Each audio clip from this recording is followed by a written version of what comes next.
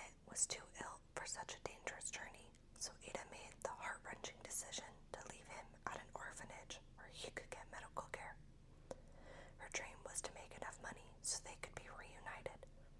The 2-year grand adventure quickly turned into a sad tale of survival.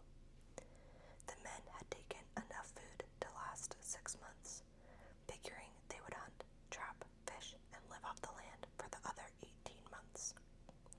Except none of them were hunters or trappers. At first, the men explored and studied the vegetation, rocks, and wildlife, while Ada stayed behind.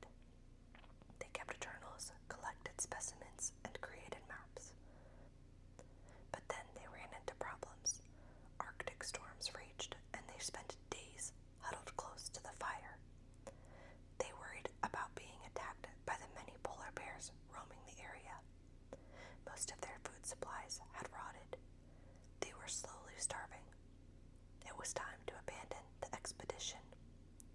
One scientist was too ill to travel, so it was decided that Ada would stay and care for him while the others sought help. Ada collected seagull eggs for meals. She collected roots to eat and found greens that tasted a little like watercress. She didn't know how to trap animals, but learned through trial and error. Ada walked for miles every day to check the traps, too often finding them empty. She hated guns, but taught herself to shoot, although she couldn't practice much for fear of running out of bullets. After a close encounter with the polar bear, Ada gathered wood and built a tall platform so she could keep an eye on them in all directions. Despite her best efforts, the scientist died. Ada was now alone, and with only Vic, the cat, for company. A typewriter had been left behind, so she wrote about her days. It was almost like having a conversation with someone. Almost. It would have been easy to give up, but Ada was determined to see her son again, and just kept going day after day. Then, 2 years later, Ada heard a loud rumbling noise. She grabbed her binoculars and stared through the fog. A ship, rescued at last. Ada's desire to see her son again gave her the courage and willpower to survive. Against all odds, she managed to do both. Ada Blackjack.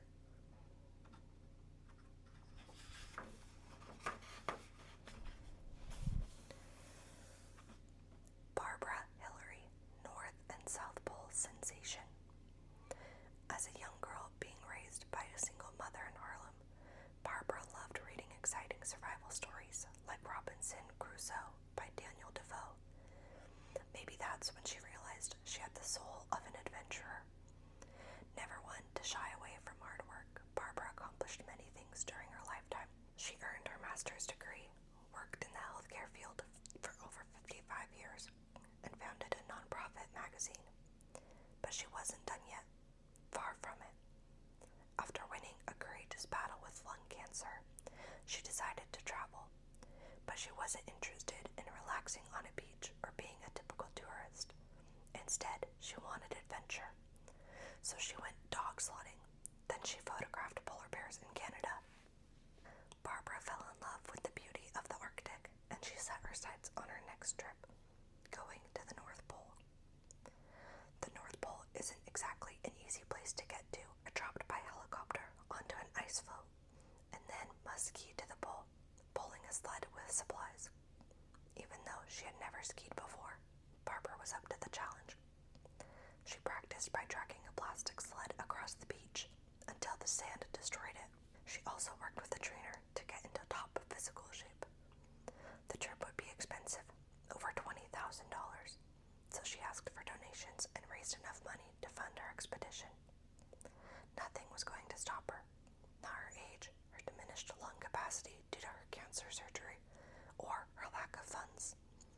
On April 23rd, 2007, this feisty, wisecracking 76-year-old dynamo set foot on the North Pole.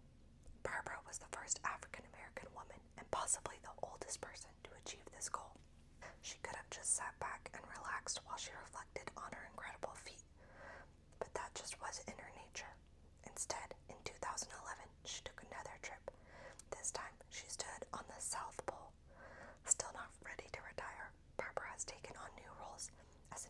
motivational speaker for cancer survivors and as an outspoken global warming activist.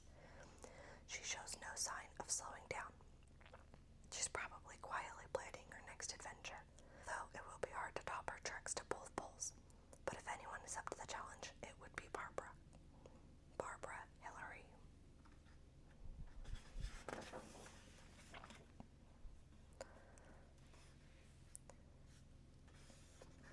Beatrice Ayettey, unconventional captain. Beatrice grew up on the coast of Ghana, home to spectacular waterfalls, lakes, and sandy beaches, but she was not allowed to go near water. Her mother considered it too dangerous, so she didn't learn to swim.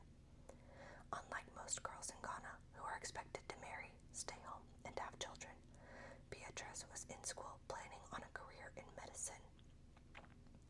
But she was bored with her studies. Then an advertisement caught her eye and changed her life.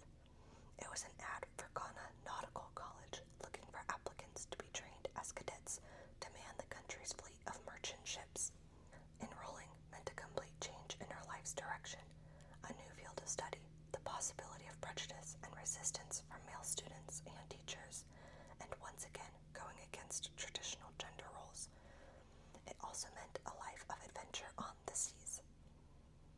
Adventure 1. Surprisingly, she didn't encounter any hostility or discrimination while in class. That's because the men didn't take her seriously and expected her to drop out.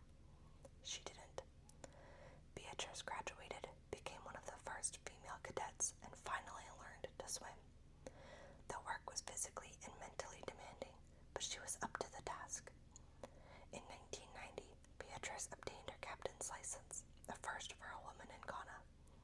It meant she would be responsible for the crew, the cargo, and the ship. Even though this tiny, barely 5-foot-tall woman may be the only female on board, she still commands respect and gets it. When she's at the helm of the 16,000-ton cargo ship, Ada Lagoon, doing her job is the easy part.